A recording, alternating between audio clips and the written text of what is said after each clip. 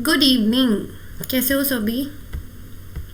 आज करेंगे हम अपना BPSC 102 का यूनिट 12। ठीक है, ये हमारा लास्ट सेकंड यूनिट है। इसके बाद हमारी पूरी बुक कंप्लीट हो जाएगी। जिसने भी नहीं देखा है तो प्लीज़ देख लेना, इसके सारे लेक्चर आपको प्लेलिस्ट में मिल जाएंगे। ठीक है, और ये हमारा पार्ट 1 होगा। इसका पार्ट 2 भी जल्दी आ जाएगा, कल तक ही आ जाएगा। ठीक है, और 1-2 दिन और लगेंगे आप इसका जो हमारा यूनिट 3 है उसको कंप्लीट करने में। फिर उसके बाद BPSC 101 के भी कुछ ही हमारे चैप्टर बचे हुए हैं जिनको मैं इस मंथ में कंप्लीट करा दूंगी। ठीक है, फिर उसके बाद हम अपना BPSC 103 और BPSC 104 कंप्लीट करेंगे। ठीक है, तो स्टार्ट करते हैं हम अपने इस चैप्टर को, जिसमें आज हम क्या पढ़ेंगे, 5th and 6th शेड्यूल पढ़ेंगे। ठीक है, तो क्या पढ़ने वाले हैं, इंट्रोडक्शन।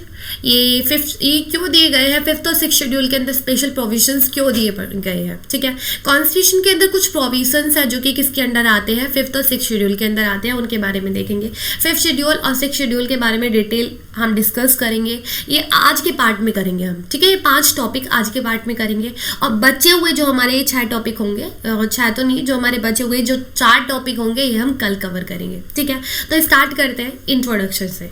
जो इंडिया का कॉन्स्टिट्यूशन है ना, वो हर किसी इंसान को क्या करता है, हर एक इंसान को, हर एक सिटीजन को एक यूनिफॉर्म रूल प्रोवाइड करता है। ठीक है, जो रूल मेरे लिए बनाया गया है, सिंपल सी बात है, वो आपके लिए भी बनाया हुआ है। पूरी कंट्री के अंदर सेम रूल चलता है, लेकिन कुछ ऐसे एरियाज हैं जिसके लिए गवर्नमेंट कुछ क्या बनाती है, कुछ स्पेशल प्रोविजंस बनाती है। ठीक है, जब हमारे कॉन्स्टिट्यूशन को फ्रेम किया गया था तो उस टाइम पर जो हमारे कॉन्स्टिट्यूशन के फ्रेमर्स थे वो क्या करते हैं, एक चीज़ को नोट करते हैं। कुछ ऐसे एरियाज है, कुछ ऐसी कम्युनिटीज हमारी कंट्री के अंदर जो कि आइसोलेट रहती है, बिल्कुल अलग रहती है किससे, हमसे। ठीक है, जो हमारे प्लेन एरिया में जो लोग रहते हैं उनसे भी अलग रहते हैं कुछ लोग। ठीक है, जो जंगलों में रहते हैं, जो ट्राइबल लोग होते हैं। ठीक है, तो बिल्कुल अलग रहते हैं, उनका जो लाइफस्टाइल होता है वो बिल्कुल अलग होता है। उनको कुछ अलग ज़रूरत है, उनको स्पेशल कंसिडरेशन की ज़रूरत है, जिससे वो क्या कर सके, अपने इंटरेस्ट को बचा सके, अपना सोशल और इकोनॉमिक डेवलपमेंट कर सके। ठीक है, तो आर्टिकल 244 पार्ट 10 के अंदर कॉन्स्टिट्यूशन क्या करता है, कुछ स्पेशल सिस्टम बनाता है, किसके लिए, एडमिनिस्ट्रेशन के लिए, किसके, शेड्यूल एरिया और शेड्यूल ट्राइब के लिए। ठीक है, आर्टिकल 244 सब क्लोज 1 के अंदर क्या है, 5th शेड्यूल। ठीक है, 5th शेड्यूल किसके अंदर आता है, आर्टिकल 244। ठीक है, जो कि हमारा 5th शेड्यूल होता है। इसके अंदर एडमिनिस्ट्रेशन कंट्रोल किसके लिए, शेड्यूल एरिया के और शेड्यूल ट्राइब के लिए बनाया गया है। सिर्फ कौन सी 4 स्टेट को छोड़कर, असम, मेघालय, त्रिपुरा और मिजोरम, इन 4 स्टेट को छोड़कर जितनी भी हमारी बची हुई स्टेट है उनके अंदर जो भी हमारी ट्राइबल पॉपुलेशन रहती है उनके लिए एडमिनिस्ट्रेशन सिस्टम कहाँ पर बनाया गया है, 5th शेड्यूल के अंदर बनाया गया है। ठीक है, 5th शेड्यूल के अंदर जितनी भी हमारी स्टेट है, 4 स्टेट को छोड़कर, असम, मेघालय, त्रिपुरा और मिजोरम। ठीक है, मिजोरम, इन 4 स्टेट को छोड़कर इनको बिल्कुल साइडलाइन कर दो। ठीक है, 5th शेड्यूल के अंदर जितनी भी हमारी ट्राइबल पॉपुलेशन होती है हमारी कंट्री के अंदर, इन 4 स्टेट को छोड़कर उनका जो एडमिनिस्ट्रेशन कंट्रोल कैसे करना है उनको, उन सब के प्रोविजन किसके अंदर दिए हुए हैं, 5th शेड्यूल के अंदर दिए हुए। याद हो गया। उसके बाद आर्टिकल 244 सब क्लोज टू, हमने जो 4 स्टेट छोड़ी थी ना उनके लिए हमारे कहाँ पर बात करी जाती है, सब क्लोज 2 के अंदर 244 के अंदर, जिसको हम 6th शेड्यूल भी बोलते हैं। ठीक है, इनका थोड़ा सा अलग ही है। ठीक है, इनका जो लाइफस्टाइल है वो बिल्कुल अलग है, तो इनके लिए क्या करा है, इनके लिए बिल्कुल सेपरेट एडमिनिस्ट्रेशन बनाया गया है किसके अंदर, 6th शेड्यूल के अंदर। Article 244 6th schedule, article 244 6th schedule जो है वो थोड़ा सा अलग है। Tribal area, schedule area, schedule area हम किसको बोलते हैं, जो हमारे 5th शेड्यूल के अंदर आते हैं, और ट्राइबल एरिया हम किसको बोलते हैं, जो हमारे 6th शेड्यूल के अंदर आते हैं। 5th के अंदर शेड्यूल एरिया और 6th के अंदर क्या, ट्राइबल एरिया। ठीक है, असम, मिजोरम, त्रिपुरा और मेघालय, जो 4 स्टेट है इनको क्या बोलेंगे, हम ट्राइबल एरिया बोलेंगे। और जब बचे हुए हमारी जितनी भी कंट्री के जो स्टेट्स हैं जहां पर हमारी ट्राइबल पॉपुलेशन रहती है उसको क्या बोलेंगे, शेड्यूल एरिया बोलेंगे। ठीक है, अब इन 4 स्टेट को कैसे याद करना है, ATMM, ATM होता है ना तो डबल M लगा देना। A से असम, T से त्रिपुरा, M से मेघालय और मिजोरम, और AMTM भी आप याद कर सकते हो। ठीक है, तो क्या होगा, ये जो ATM वाली स्टेट्स है इनको क्या बोलेंगे, हम ट्राइबल एरिया बोलेंगे। ठीक है। और इन दोनों को अलग क्यों बनाया गया है, ये थोड़ी सी अलग है, टेक्निकली ये डिफरेंट है। किससे? फिफ्थ शेड्यूल जो हमारी शेड्यूल एरिया है, कौन? Tribal areas. तो इनको बिल्कुल अलग रखा गया है, एक को हमने फिफ्थ शेड्यूल में रखा है और दूसरों को हमने कहाँ पे रखा है? सिक्स शेड्यूल के अंदर रखा है। ठीक है, आगे देखते हैं। आगे हमारा क्या है, ये मैप है, एक बार मैं आपको थोड़ा सा रिवीजन से करा देती हूँ। देखो, ये हमारी आसाम, मेघालय, त्रिपुरा, मणिपुर और मिजोरम, ये जो चार स्टेट होंगी, ठीक है, ये जो चार स्टेट है हमारी, आसाम, मेघालय, त्रिपुरा, मणिपुर नहीं है, ठीक है, मिजोरम, ये जो चार स्टेट है इनको हम क्या बोलेंगे? Tribal area.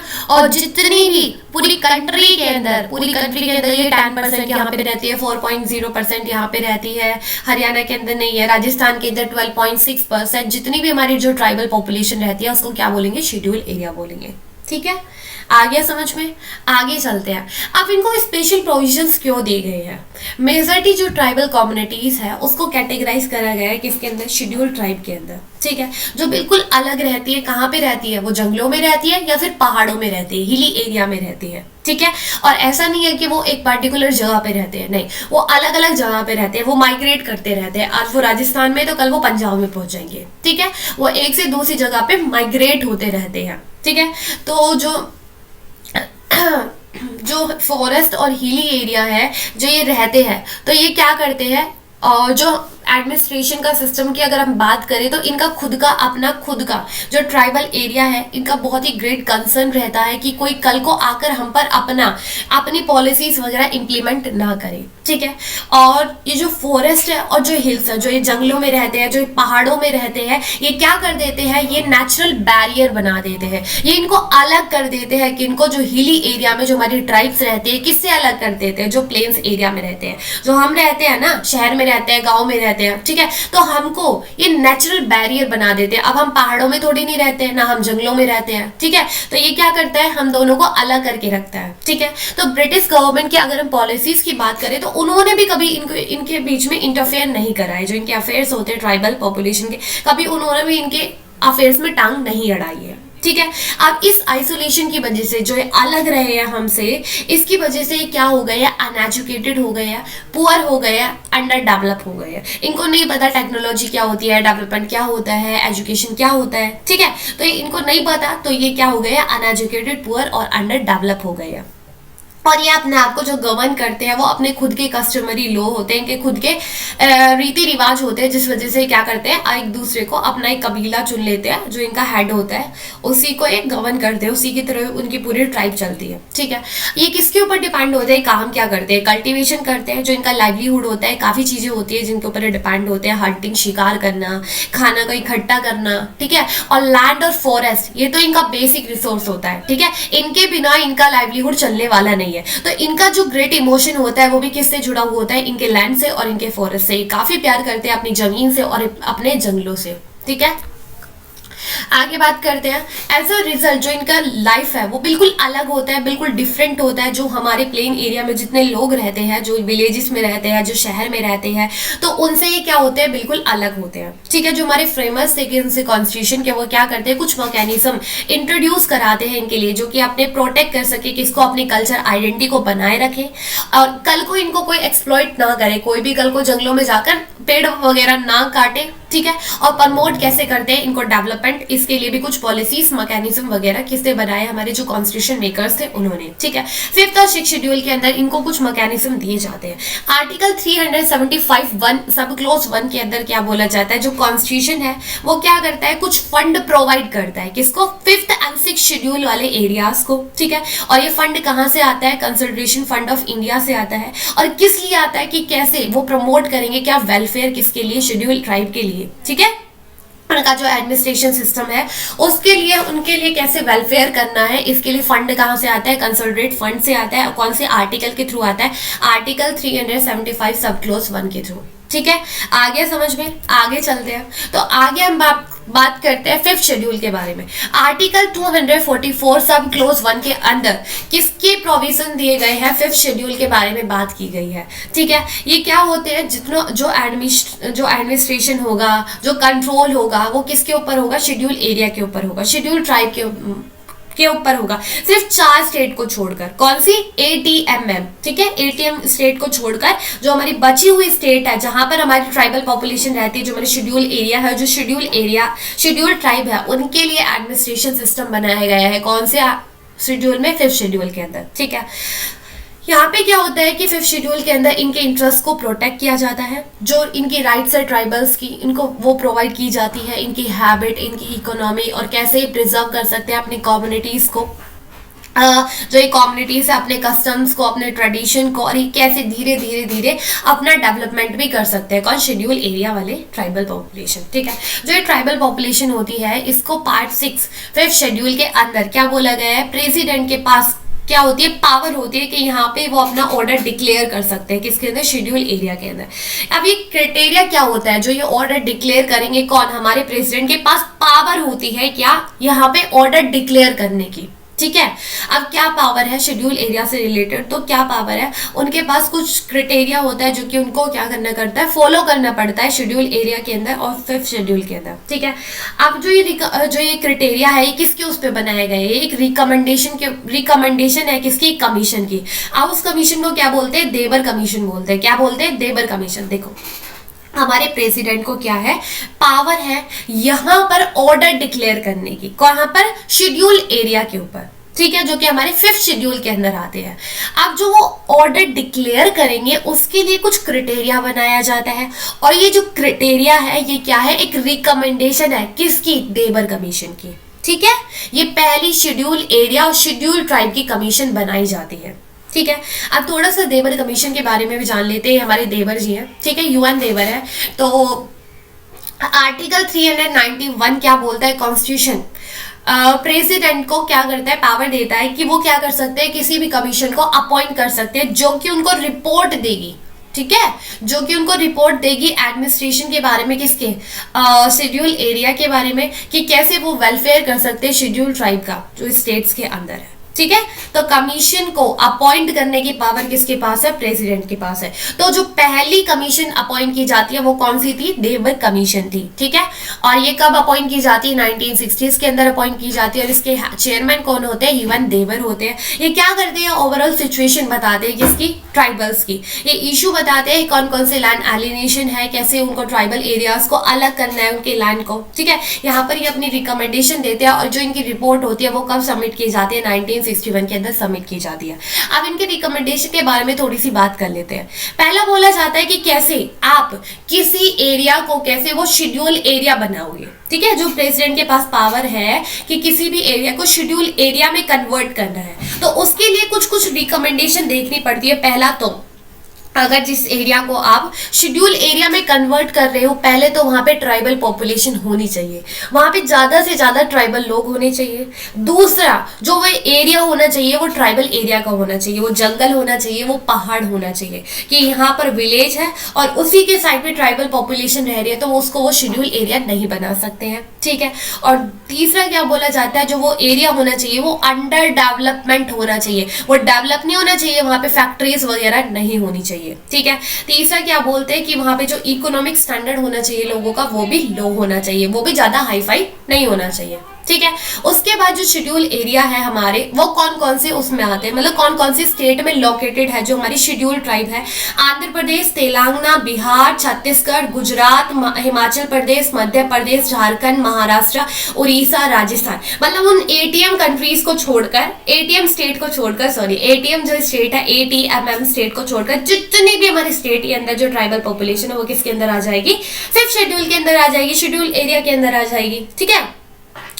अब जो हमारे प्रेसिडेंट है उनके पास कुछ पावर है, उनके पास से 5th शेड्यूल में उनको कुछ पावर दी गई है। अब वो कौन कौन सी पावर है? उनके पास ये पावर है कौन कौन सी? पहला तो जो उनका मतलब वो डायरेक्ट पूरी जितनी भी शेड्यूल एरिया है या फिर किसी भी स्पेसिफिक पार्ट के अंदर, मतलब जो हमारी गुजरात के अंदर जो पॉपुलेशन रहती है शेड्यूल एरिया में, वहां पर वो अपना ऑर्डर दे सकते हैं, डायरेक्ट दे सकते हैं, ठीक है।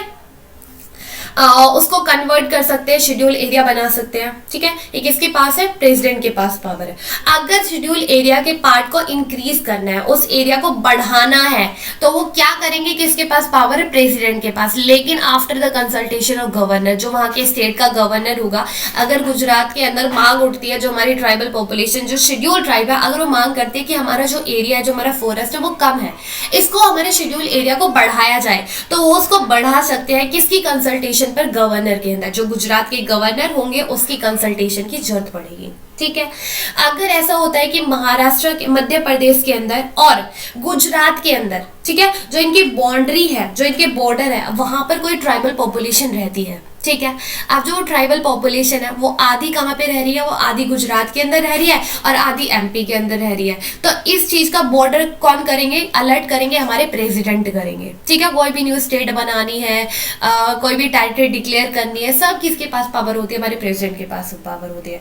अगर किसी भी स्टेट को या किसी भी एरिया को शेड्यूल एरिया बना दिया गया है, आप उस ऑर्डर को क्या लेना है? वापस लेना है, तो ये भी पावर किसके पास होती है? प्रेसिडेंट के पास होती है। ठीक है, तो ये पावर थी किसकी? हमारी प्रेसिडेंट की। ज्यादा से ज्यादा 5th शेड्यूल के अंदर हमारे प्रेसिडेंट के पास ही पावर होती है किसी भी एरिया को शेड्यूल एरिया में कन्वर्ट करने के। और कौन कौन सी वो रिकमेंडेशन है वो हमने देखी है, देवर कमीशन एक बार देख लेना। ठीक है, 5th शेड्यूल को थोड़ा डिटेल में भी पढ़ लेना। ठीक है, 5th शेड्यूल के अंदर कुछ गवर्नर के पास भी पावर होती है। ठीक है, अभी हमने प्रेसिडेंट की पावर देखी, अब हम देखने वाले हैं कि गवर्नर के पास भी पावर होती है। पहला तो उनके पास एक्सटेंसिव पावर होती है, कि मतलब जो गवर्नर के पास पावर है वो किसी और के पास नहीं है। कौन कौन सी पावर है? पहला तो गवर्नर क्या करेगा? एक रिपोर्ट सबमिट करेगा, किसको? प्रेसिडेंट को। मतलब हर एक साल की वो क्या करेगा? प्रेसिडेंट को क्या देगा? रिपोर्ट देगा। ठीक है, कैसे वेलफेयर हो रहा है, यूनियन की जो लॉ है जो वो कैसे इंप्लीमेंट हो रहे हैं, और वो डायरेक्ट जो यूनियन है वो क्या कर सकता है? वो डायरेक्शन दे सकता है किसको? स्टेट गवर्नमेंट को। ठीक है, कि कैसे एडमिनिस्ट्रेशन करना है किसके अंदर? शेड्यूल एरिया के अंदर। जो गवर्नर है वो डायरेक्ट अथॉराइज कर सकता है किसको? स्टेट गवर्नमेंट को। पब्लिक नोटिफिकेशन कर सकता है कि कैसे जो पार्लियामेंट का एक्ट है उसको अप्लाई करना है स्टेट लेजिस्लेटिव का। ठीक है, ठीक है, ये किसके पास है? और कौन कौन से मॉडिफिकेशन, कौन कौन से एक्सेप्ट करना, मतलब कौन से लॉ को वहां पे इम्प्लीमेंट करना है, और क्या जो लॉ आया है कानून के अंदर कुछ मॉडिफिकेशन की जरूरत है जो कि हम इम्प्लीमेंट करने जा रहे हैं कहाँ पे? शेड्यूल एरिया के अंदर। तो वो पावर किसके पास है? किसके पास है? गवर्नर के पास है। 5th शेड्यूल के अंदर क्या बोला जाता है? कुछ स्पेशल रिस्पॉन्सिबिलिटी होती है गवर्नर की। ये सबसे इंपॉर्टेंट पावर है किसकी? गवर्नर की। पावर तो नहीं है, रिस्पॉन्सिबिलिटी है किसकी? गवर्नर की। वो क्या बनाए रखे? पीस बनाए रखे और एक अच्छा गवर्नेंस बनाए रखे कहाँ पे? शेड्यूल एरिया के अंदर। तो सबसे बड़ी रिस्पॉन्सिबिलिटी होती है किसकी? गवर्नर की। ठीक है, तो हमने गवर्नर की पावर को देखा कि उसके पास एक्सेंटिव पावर होती है। वो रिपोर्ट सबमिट करते हैं, किसको करते हैं? प्रेसिडेंट को करते हैं। और यूनियन डायरेक्शन देता है किसको? स्टेट गवर्नमेंट को। और गवर्नमेंट के पास अथॉराइज होती है कि वो स्टेट गवर्नमेंट को भी क्या दिखा सके? राह बता सके। ठीक है, और 5th शेड्यूल के अंदर क्या बोला जाता है? गवर्नर की रिस्पॉन्सिबिलिटी बनती है कि वो शेड्यूल एरिया के अंदर पीस और गुड गवर्नेंस बनाए रखे। ठीक है, तो हमने आगे प्रेसिडेंट, अब गवर्नर की बात करी।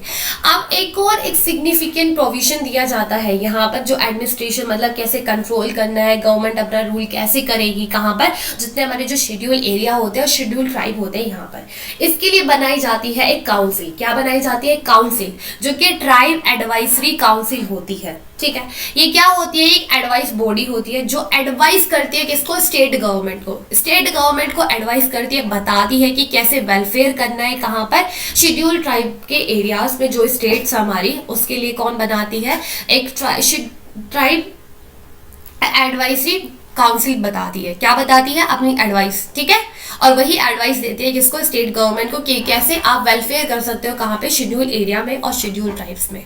ठीक है, तो ये था हमारा 5th शेड्यूल। अब आगे बढ़ते हैं हम 6th शेड्यूल के बारे में। 6th शेड्यूल जो कि हमारे 80 mm स्टेट्स आती है। ठीक है, इनका थोड़ा सा अलग लाइफस्टाइल होता है, इनका अलग ही ट्राइबल जो ये हमारी नॉर्थ स्टेट है ये थोड़ी सी अलग है, तो इस वजह से इनका जो एडमिनिस्ट्रेशन है उसको सेपरेट रखा है कहाँ पे? 6th शेड्यूल के अंदर। ठीक है, तो आर्टिकल 244 सब क्लोज 2 के अंदर जो कॉन्स्टिट्यूशन है 6th शेड्यूल, जहां पर कुछ स्पेशल अरेंजमेंट बनाए जाते हैं किसके लिए? एडमिनिस्ट्रेशन के लिए। ट्राइबल एरिया जो कि हमारे कहाँ कहाँ पर है? आसाम, मेघालय, मिजोरम, त्रिपुरा, 80 mm। ठीक है, कुछ ज्यादा ये बहुत ज्यादा इंपॉर्टेंट प्रोविजन है किसका? 6th शेड्यूल का।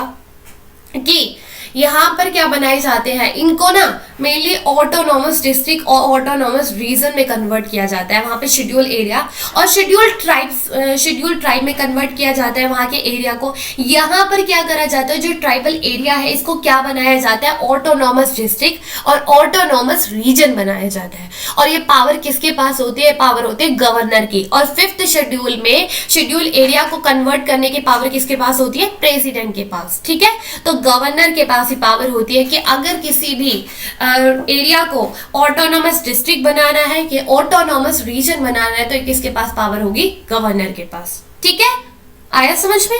आगे चलते हैं। आगे क्या है, अब कौन कौन सी हमारी ऑटोनॉमस डिस्ट्रिक्ट है और ऑटोनॉमस रीजन है वो हम देखते हैं। 10 है। ठीक है, 10 है जो कि 3 पार्ट में डिवाइडेड है, 3 पार्ट में डिवाइड है। अब देखते हैं, पहले तो हम आसाम की पढ़ेंगे।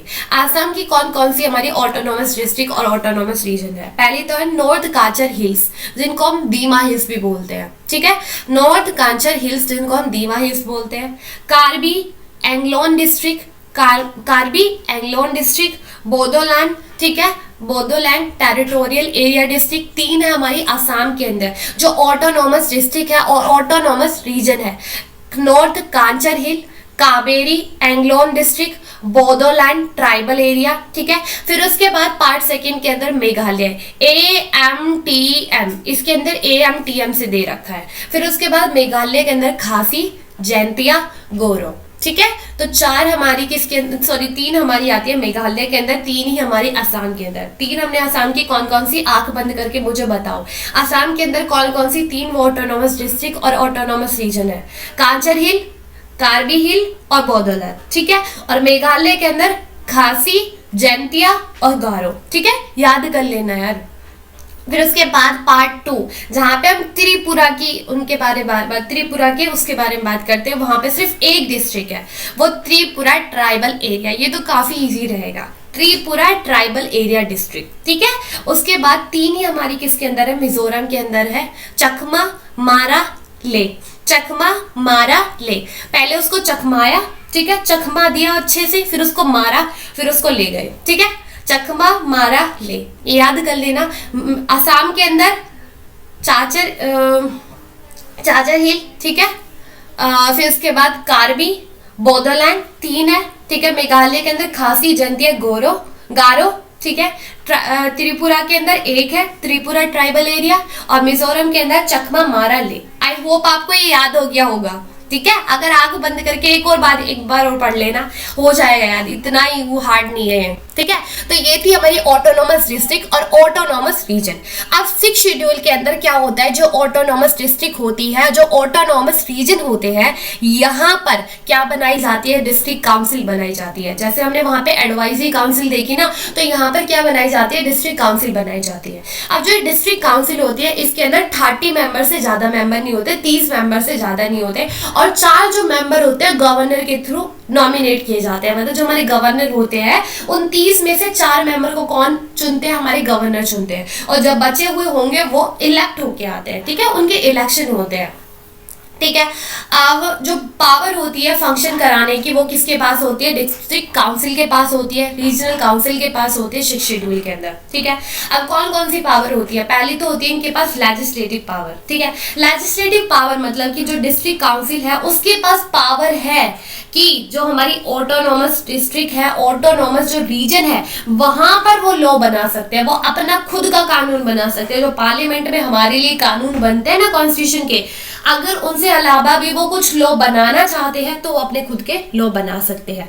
वो कौन कौन से लॉ हो सकते हैं, वो कैसे अपॉइंटमेंट करना है, जो उनका हेड होता है, जो उनका ट्राइबल हेड होता है कबीला का, ठीक है, उसका वो कौन कैसे अपॉइंट करना है, इसका वो बना सकते हैं। ठीक है, प्रॉपर्टी के लिए लॉ बना सकते हैं, मैरिज के लिए बना सकते हैं, डाइवोर्स के लिए बना सकते हैं, सोशल प्रैक्टिस के लिए बना सकते हैं। ठीक है, अब जो भी कानून बनाएंगे उसके लिए किसका साइन होना जरूरी है, गवर्नर का। अगर कोई भी कानून इन्होंने बनाया है लेकिन उसके ऊपर गवर्नर का साइन नहीं है तो वो यहाँ पर कानून नहीं माना जाएगा। ठीक है। तो पहली पावर क्या होती है डिस्ट्रिक्ट काउंसिल के पास, लेजिस्लेटिव पावर, यहाँ पे इनके पास अपना खुद का लॉ बनाने की पावर होती है। फिर उसके बाद चलते हैं 6 शेड्यूल के अंदर कुछ एग्जीक्यूटिव पावर भी होती है इनके पास। एग्जीक्यूटिव पावर क्या होती है, देखो लेजिस्लेटिव कानून बनाता है, एग्जीक्यूटिव उसी लॉ को इंप्लीमेंट कराता है। अभी जो कानून बना रहे हैं उसको इंप्लीमेंट भी तो कराना है, उनका धर के अचार थोड़ी नहीं बनाएंगे, ठीक है। तो जो डिस्ट्रिक्ट काउंसिल होगी और जो रीजनल काउंसिल होगी, इनके पास पावर है कि जो इन्होंने कानून बनाया है ना उसको इंप्लीमेंट भी कर सकते हैं, ठीक है। अब वो कौन कौन से हो सकते हैं, कोई भी प्राइमरी स्कूल खोलना है, कोई भी मार्केट खोलनी है, कोई भी फिशरीज करानी है, रोड बनाना है, रोड ट्रांसपोर्ट खोलना है, वाटर वर्क्स बनाने हैं डिस्ट्रिक्ट के अंदर, तो ये किसके पास पावर होती है, डिस्ट्रिक्ट काउंसिल और रीजनल काउंसिल के पास पावर होती है। फिर उसके बाद आता है जुडिशरी पावर, इनके पास जुडिशरी पावर भी होती है कि मतलब कि अगर इनके कानून को कोई फॉलो नहीं कर रहा है, कोई भी इशू आ गया है, कोई भी डिस्प्यूट होता है, तो ये अपने वहां पर ही जो इनके खुद के कोर्ट होते हैं उस मैटर को ये सॉल्व कर लेते हैं, ठीक है।